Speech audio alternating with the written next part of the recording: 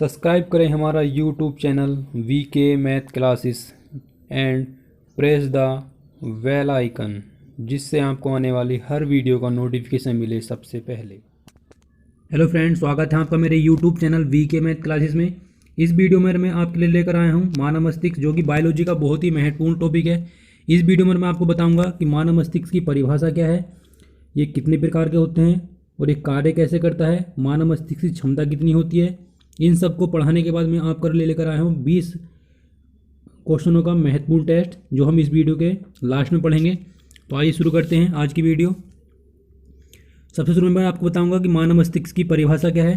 तो मानव मस्तिष्क का होता है एक कोमल पेशीय अंग होता है, जिसका जो आयतन होता है वो होता है 20 सीसी से 1500 सीसी तक। सीसी का जो होती है इसकी एक इकाई है जिसमें मानव मस्तिष्क के आयतन को मापा जाता है। और मानव मस्तिष्क जो होता है वो चारों ओर से झिल्लियों से घिरा होता है। झिल्लियों का क्या होता है, एक आवरण होता है जिसके बीच में क्या होता है, मस्तिष्क सुरक्षित होता है। और दोनों झिल्लियों के बीच में क्या होता है, एक तरल पदार्थ भरा होता है, जो क्या करता है, मस्तिष्क को बाहरी आघातों से, यानी कि जब मस्तिष्क को यानी कि सिर में चोट लगती है तो उससे दिमाग पर कोई फर्क ना पड़े, उससे ये क्या करता है, वो तरल उसकी सुरक्षा करता है। आगे मानव मस्तिष्क में क्या होता है, मानव मस्तिष्क में लगभग 1 अरब कोशिकाएं होती हैं। ये कोशिका का डायग्राम दिया हुआ है। इसी प्रकार की 1 अरब कोशिकाएं होती हैं। अभी जो कोशिकाएं होती हैं, मान लो ये एक कोशिका ये है और दूसरी कोशिका ये है, तो ये जो कोशिकाएं होती हैं आपस में एक दूसरे से मिली हुई नहीं होती, ये क्या होती हैं, अलग अलग होती हैं। और इनके बीच में क्या होता है, एक तरल भरा होता है जो सोडियम धातु का बना होता है। तो दोनों कोशिकाओं के मध्य क्या होता है, एक सोडियम का क्या होता है, तरल पदार्थ भरा होता है, जिससे क्या होता है, ये दोनों कोशिकाएं आपस में संपर्क करती रहती हैं। तो इसका जो मेन पॉइंट है वो ये है कि मानव मस्तिष्क में 1 अरब कोशिकाएं होती हैं। आगे यह है मानव मस्तिष्क के प्रकार। तो मानव मस्तिष्क को जो है वो 3 भागों में डिवाइड किया गया है। पहला है अग्र मस्तिष्क, दूसरा है मध्य मस्तिष्क और तीसरा है पश्च मस्तिष्क। जो अग्र मस्तिष्क होता है, अग्र मस्तिष्क होता है वो संपूर्ण मस्तिष्क का लगभग 9/10 यानी कि 9/10 भाग होता है। संपूर्ण मस्तिष्क का 9/10 भाग होता है अग्र मस्तिष्क। बाकी जो 1/10 भाग बचता है उसके अंतर्गत मध्य मस्तिष्क और पश्च मस्तिष्क आते हैं। अब अग्र मस्तिष्क के भी 3 प्रकार होते हैं। अब अग्र मस्तिष्क को 3 प्रकार में बांटा गया है। एक तो होता है सेरिबेलम, थैलेमस और एक होता है हाइपोथैलेमस। अब हम एक एक करके इनके बारे में पढ़ेंगे। अब सेरिबेलम क्या होता है, सेरिबेलम या प्रमस्तिष्क। प्रमस्तिष्क जो होता है वो क्या होता है, मस्तिष्क का सबसे बड़ा भाग होता है जो 2 भागों में बटा होता है, जिन्हें हम क्या कहते हैं, प्रमस्तिष्क गोलार्ध कहते हैं। प्रमस्तिष्क जो होता है वो क्या करता है, गोलार्ध को 2 भागों में डिवाइड करता है, जिसे हम कहते हैं दायां और बायां भाग।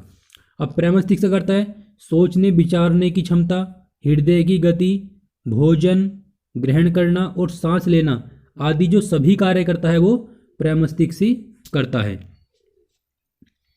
आगे आता है थैलेमस। थैलेमस किसे कहते हैं, गर्म या ठंडी, जो गर्म होती है वस्तु या ठंडी वस्तु की जो पहचान कराता है वो हमें कराता है थैलेमस। जब हमें किसी चीज़ से जब चोट लगती है तो हमें दर्द होता है, तो उसकी पहचान कौन कराता है, थैलेमस। दर्द का भी जो अनुभव करता है या ठंडा गर्म की वस्तु को जो पहचान करता है वो करता है थैलेमस। इससे जो अगला पॉइंट आता है वो होता है हाइपोथैलेमस।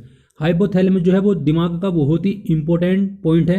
ये क्या करता है, मनुष्य की भूख को नियंत्रित करता है, बताता है कि जब भूख लगती है उसको बताता है। प्यार, प्रेम यानी कि घृणा, क्रोध और ताप पर नियंत्रित करता है।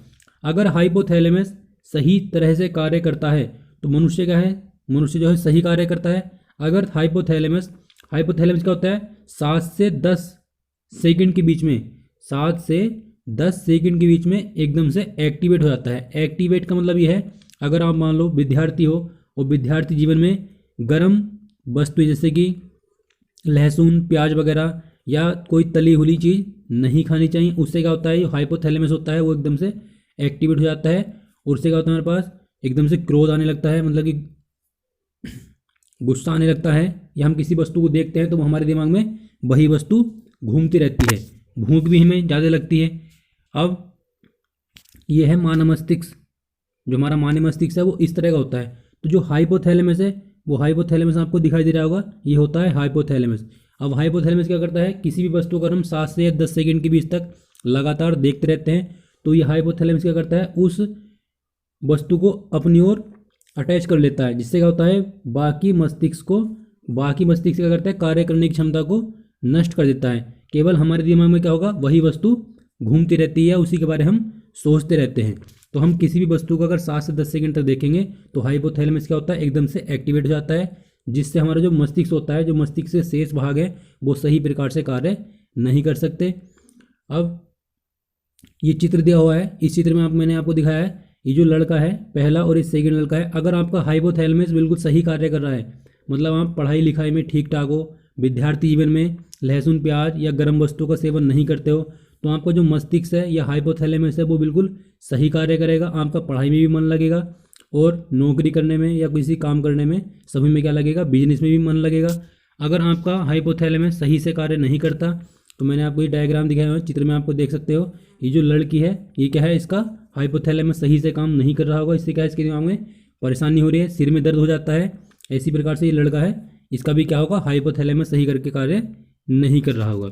तो आपको क्या करना है, किसी भी वस्तु को 7 से 10 सेकंड तक नहीं देखना है, जिससे आपका जो हाइपोथैलेमस है वो एक्टिवेट ना हो। अगर आपको पढ़ना है, जैसे किताबों के अगर पढ़ना चाहते हो तो आप किताब पढ़ सकते हैं, उससे क्या होगा, आपका दिमाग अच्छा प्रकार से कार्य करेगा। आगे आता है मध्य मस्तिष्क, ये हमारे पास मस्तिष्क का दूसरा भाग है, मध्य मस्तिष्क। मध्य मस्तिष्क क्या होता है, मस्तिष्क का दूसरा भाग होता है, जो क्या होता है, प्रमस्तिष्क से छोटा होता है। ये क्या करता है, शरीर का चलना, कूदना, दौड़ना आदि सभी कार्यों को जो नियंत्रित करता है वो करता है मध्य मस्तिष्क। शरीर का जो संतुलन बनाता है वो कौन बनाता है, मध्य मस्तिष्क। आगे आता है पश्च मस्तिष्क। पश्च मस्तिष्क क्या कहते हैं, ये क्या है, मस्तिष्क का सबसे पिछला भाग होता है, जो क्या होता है, बेलनाकार होता है। ये पूछ लेता है एग्जाम में कि मस्तिष्क का कौन सा भाग बेलनाकार होता है, तो वो होता है पश्च मस्तिष्क। अब पश्च मस्तिष्क क्या क्या कार्य करता है, श्वसन यानी कि सांस लेना, हृदय में रक्त परिसंचरण, रक्त की जो प्रवाह की दर होती है उसको नियंत्रित करना, और अनैच्छिक क्रियाएं, अनिच्छिक क्रियाओं का केंद्र होता है। अनैच्छिक क्रिया मतलब कि जैसे कि छींक आना, ये क्या क्रिया होती है, अनैच्छिक क्रिया होती है, यानी कि वे क्रियाएं जिनको हम नियंत्रित नहीं कर सकते वो कहलाती है अनैच्छिक क्रियाएं। आगे आता है हमारे पास टेस्ट। अब हम टेस्ट पढ़ेंगे, इसमें मैंने आपको 20 महत्वपूर्ण मानव मस्तिष्क से रिलेटेड क्वेश्चन कराए हैं। तो पहला क्वेश्चन है, मानव मस्तिष्क का कितना भार होता है, तो मानव मस्तिष्क का जो भार होता है वो होता है 1300 ग्राम से 1400 ग्राम तक, यानी कि ऑप्शन नंबर 3 बिल्कुल सही है। नेक्स्ट क्वेश्चन है क्वेश्चन नंबर 2। क्वेश्चन नंबर 2 है, मानव मस्तिष्क का आयतन कितना होता है, तो मानव मस्तिष्क का जो आयतन होता है वो होता है 1200 सीसी से 1500 सीसी, यानी कि ऑप्शन नंबर 1 बिल्कुल सही है। नेक्स्ट क्वेश्चन है क्वेश्चन नंबर 3। क्वेश्चन नंबर 3 है, मानव मस्तिष्क को कितने भागों में बांटा गया है, तो मानव मस्तिष्क को 3 भागों में बांटा गया है। पहला आता है अग्र मस्तिष्क, 3 भागों में, यानी ऑप्शन नंबर 2 सही है। पहला आता है अग्र मस्तिष्क, दूसरा आता है मध्य मस्तिष्क यानी कि मिडिल ब्रेन, तीसरा आता है पश्च मस्तिष्क। तो मानव मस्तिष्क को 3 भागों में बांटा गया है, अग्र मस्तिष्क, मध्य मस्तिष्क और पश्च मस्तिष्क। और अग्र मस्तिष्क को भी 3 भागों में डिवाइड किया गया है, सेरिबेलम, थैलेमस और हाइपोथैलेमस। तो अग्र मस्तिष्क को भी 3 भागों में डिवाइड किया गया है। नेक्स्ट क्वेश्चन है क्वेश्चन नंबर 4। क्वेश्चन नंबर 4 है, अग्र मस्तिष्क को कितने भागों में बांटा गया है, तो अग्र मस्तिष्क को 3 भागों में बांटा गया है, सेरिबेलम, थैलेमस और हाइपोथैलेमस। नेक्स्ट क्वेश्चन है क्वेश्चन नंबर 5, हाइपोथैलेमस किस चीज़ का नियंत्रण केंद्र होता है, यानी कि हाइपोथैलेमस किस चीज़ को नियंत्रित करता है, सांस लेने करता है, प्यार करना करता है, दर्द या ठंडी या गर्म वस्तुओं का। तो हाइपोथैलेमस जो होता है वो क्या करता है, प्यार का नियंत्रित केंद्र होता है, क्योंकि प्यार करना या प्रेम करना, घृणा करना, वो सबको नियंत्रित करता है हाइपोथैलेमस। नेक्स्ट क्वेश्चन है क्वेश्चन नंबर 6, मानव मस्तिष्क का कौन सा भाग बेलनाकार होता है, तो कौन सा भाग बेलनाकार होता है मानव मस्तिष्क का, पश्च मस्तिष्क। पश्च मस्तिष्क जो होता है वो बेलनाकार भाग होता है मस्तिष्क का। नेक्स्ट क्वेश्चन है क्वेश्चन नंबर 7, सेरिब्रम किससे संबंधित है, नंबर 1 यकृत, नंबर 2 नाड़ी, नंबर 3 है मस्तिष्क और चौथा है गर्भाशय। तो सेरिब्रम का जो संबंध है वो है मस्तिष्क से, तो इसका ऑप्शन नंबर 3 बिल्कुल सही है। नेक्स्ट क्वेश्चन है क्वेश्चन नंबर 8। क्वेश्चन नंबर 8 है न्यूरॉन किसे कहते हैं। न्यूरॉन किसे कहते हैं? तो न्यूरॉन जो होता है वो तंत्रिका तंत्र की एक इकाई होती है, या हम कह सकते हैं तंत्रिका तंत्र की एक कोशिका होती है। तो इसका ऑप्शन नंबर 2 बिल्कुल सही है। नेक्स्ट क्वेश्चन है क्वेश्चन नंबर 9। क्वेश्चन नंबर 9 है मस्तिष्क में प्रतिवर्ती क्रियाओं को कौन नियंत्रित करता है। प्रतिवर्ती क्रियाओं को जो नियंत्रित करता है वो करता है स्पाइनल कोड। स्पाइनल कोड जो होता है वो पश्च मस्तिष्क में जुड़ा होता है। जो हमारे पास स्पाइनल कोड होता है रीढ़ की हड्डी यानी कि बैकबोन से जुड़ा होता है, जिससे हमारे पास प्रतिवर्ती क्रियाओं को नियंत्रित करता है। नेक्स्ट क्वेश्चन है क्वेश्चन नंबर 10। क्वेश्चन नंबर 10 है मानव मस्तिष्क में कितनी कोशिकाएं होती हैं। तो मानव मस्तिष्क में होती हैं 1 अरब कोशिकाएं। तो इसका ऑप्शन नंबर 1 बिल्कुल सही है। नेक्स्ट क्वेश्चन है क्वेश्चन नंबर 11। प्रमस्तिष्क, जो प्रमस्तिष्क होता है वो संपूर्ण मस्तिष्क का कितना भाग बनाता है। तो प्रमस्तिष्क होता है वो मस्तिष्क का सबसे बड़ा भाग होता है, जो संपूर्ण मस्तिष्क का 9/10 भाग बनाता है। तो इसका ऑप्शन नंबर 2 बिल्कुल सही है। नेक्स्ट क्वेश्चन है क्वेश्चन नंबर 12।